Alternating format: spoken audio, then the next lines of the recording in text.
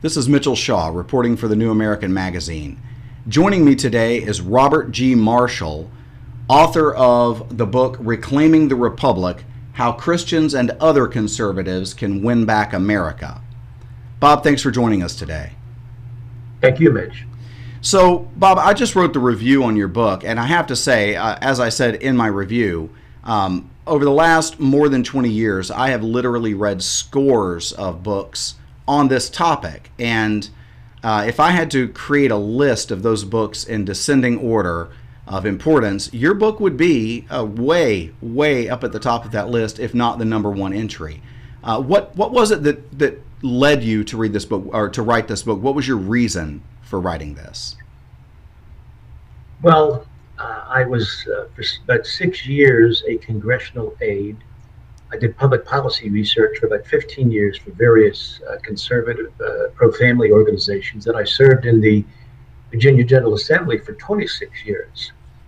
And in that time, I took it upon myself to kind of remember when people would call me up and say, why isn't something happening? And I would ask them, well, what did your delegate or state representative or congressman tell you? I made notes on this as to what they were being told and not being told and what they believed.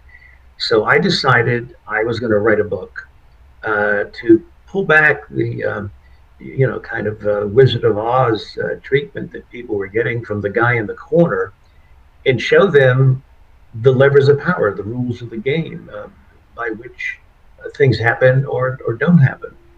So that being the case, I just decided to write this to help citizens to fulfill their mission. First, their duty as citizens, but the command of Christ to be the salt of the earth, the light of nations, and the leaven of society. Well, you can't do any of those things if you don't know how Caesar's world operates. Let's get one thing out of the way up front for people who may be interested in reading your book, and I recommend anybody who is concerned about the direction of America over the last 100 years to read your book. Is your book a recipe merely for getting more Republicans into office? If it were, I wouldn't have written it. This is written for people primarily with the sign of faith in their life, or a firm understanding of natural law. Remember, the founders appealed to the laws of nature and nature's God. Now, often people associate that, at least nowadays, with Catholics. Well, there was only one Catholic signer of the Declaration of Independence. It was a person from the Carroll family, Charles Carroll. So everybody else who signed the Declaration were Anglicans, deists, whatever you want to call them, Baptists, free will people. They were not Catholic. So natural law was the intellectual background and moral framework for everybody who signed the Declaration, Catholic or otherwise. So that's the starting point. And if you think about it, it really is the best starting point, because not everybody has the gift of faith, or certainly they don't have it to the same degree as other people. But we all have reason. We all are subject to the laws of nature and nature's God. So that's where to start. In your book, when you talk about the separation of church and state, you sort of revisit that when you talk about the Congress's ability to rein in the federal government or the Supreme Court by deciding which cases the Supreme Court can and cannot hear. So, we have this concept today, I'm afraid, that the Supreme Court is the end-all, be-all, and once the Supreme Court says that this is what the Constitution means, that can never really be challenged. Can you address that for a second, Bob? That was never accepted by the founders, and I put in excerpts from the debates as transcribed by James Madison, who's called the father of the Constitution, where the idea of judges as legislators was totally ridiculed. And the fact that the entire jurisdiction of the Supreme Court is spelled out in the Constitution as either original jurisdiction, which means a case or litigation between ambassadors of one state and another state. That's called original jurisdiction. All other jurisdictions called appellate jurisdiction, which means the case must have started somewhere else other than in a federal court or even in a lower federal court, because the only court that's required by the Constitution is not these district courts or not courts of appeals or maritime courts, is only the Supreme Court. Only one court is authorized directly by the Constitution. Everything else is a creature of Congress. And the jurisdiction of a court is the ability to hear and decide a case.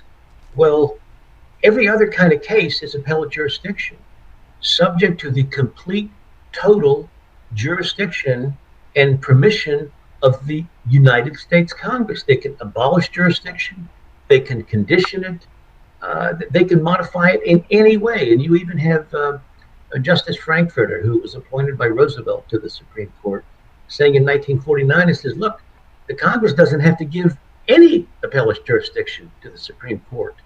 And Justice Chase, in about the 1790s, says it probably would be imprudent to give jurisdiction to the federal courts of every possible situation involving litigation. It just wouldn't be smart to do this.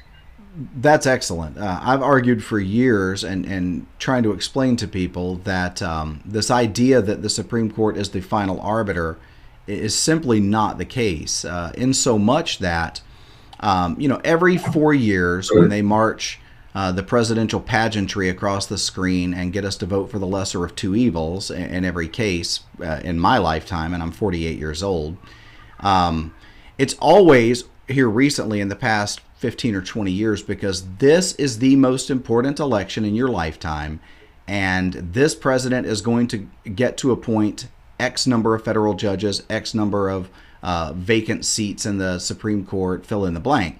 And so that's used as sort of a scapegoat to get us to swallow real hard and elect people that otherwise we really wouldn't want to elect, which just because the other guy or gal is so much worse. And my argument is always, but wait, because the very congressmen that are telling us this could simply remove the appellate jurisdiction of the Supreme Court in any given case.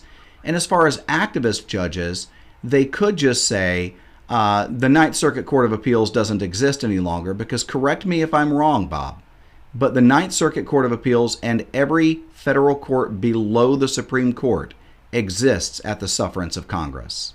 Period. End of discussion. And do you address this to any great detail in your book? Yes, I show how that can happen.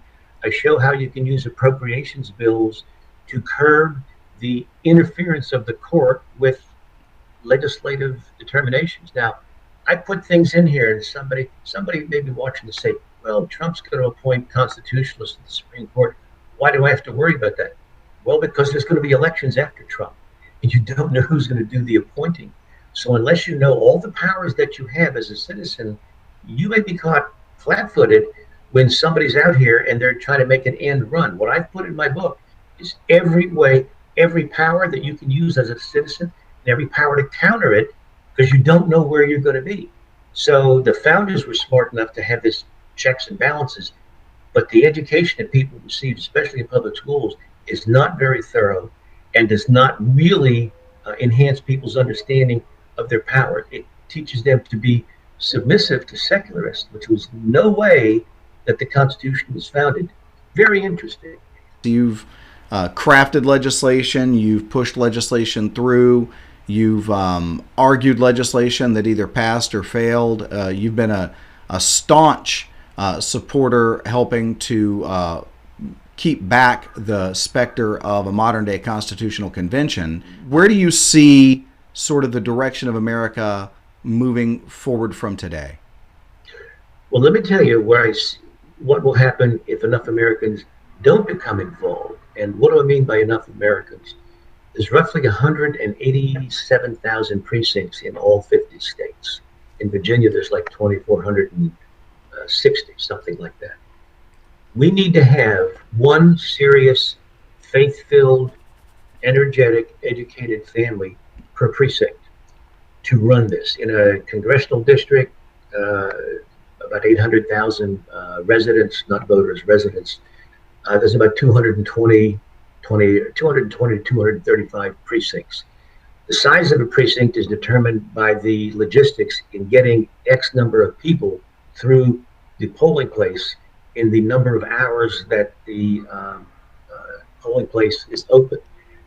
Are there 187,000 families, roughly distributed equally across the United States, who are faith filled, knowledgeable, determined, have opportunities, energetic? That's not a lot of people. If there are, we can reverse this secularization, including where they now want to put guys into girls' locker rooms under some bizarre notion of equality. If there aren't, all the good ideas in the world are not going to work. You have got to go to the street level, talk to somebody on their doorstep, and try to explain to them what's going on. Even if you don't convince them, you're going to take the edge off someone opposing the person who does understand natural law, who does understand that the Ten Commandments are important and should be part of the operation of the government. If you don't do this, I hear these radio talk show guys, we've got better ideas. We may have better ideas, but if we don't go door to door, you're not going to sell them to the voters. So your book, in closing, your book is just filled with very practical steps like that are broken down into, each of them broken down into their own individual steps, so that really anybody with a give a darn, if they have a working give a darn, they can take your book as a sort of recipe book and follow these simple steps to take America back one precinct at a time. From your living room, from your very living room. It shows you how to track legislation, how to identify legislation, how to figure out if you're being manipulated or not. I put all these things in there that a citizen would need to know to run the government. And everything from a stoplight on the corner to foreign aid in the far wilds of Africa or Asia start in your neighborhood. It all starts there. And if you don't understand it, I show you why and how it starts there. Thank you for joining us today, Bob. And again, I want to close by saying this is one of the best books on the topic that I have ever read, and I recommend everybody who can to get your hands on a copy of this book. Thank you for your time today.